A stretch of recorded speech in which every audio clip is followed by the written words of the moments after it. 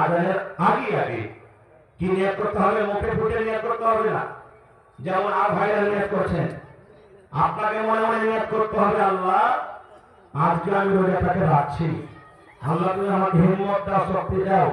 আল্লাহ তোমাকে স্মরণ করে তোমার ডরে তোমার ভয়ে রোজা রাখছি। রোজা রাখলে নেকি পাবো, নেকি দিও আল্লাহ, এবং গুনাহকে মাফ করিও।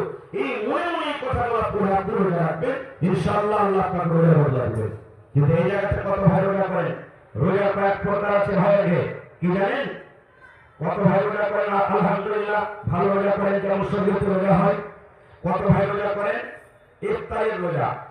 স্ত্রীকে বলে, আরে হলো মা কি করবো, কাম কাজে যেতে হবে, পারবো এত বড় করা দিনে রোজা করতে।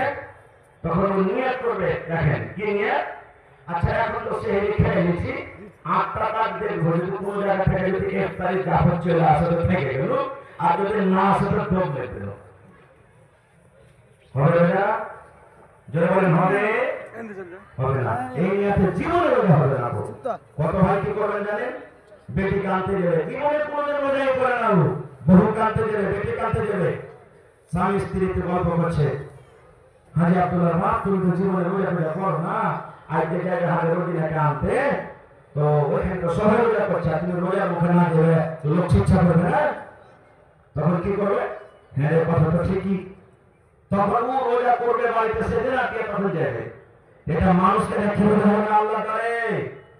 যেটা বলেন ভাই, মানুষের দ্বারা রোজা হবে, এই রোজা আল্লাহকে কোনো দাম নেই, কোনো দাম নেই। এগুলো জাপক খাওয়া রোজা। আর কতগুলি জামাই আছে, সব জামাই নেই, কিছু জামাই বিহারে রোজা করবে না, রোজা তিনি হয়ে শ্বশুর বাড়ি চলে যাবে। এবার যাওয়া পর স্ত্রীকে বলবে, হ্যাঁ কিছু আছে, কত শাস্তি আছে, কি করবে বেচারি? জামাই তো কিছু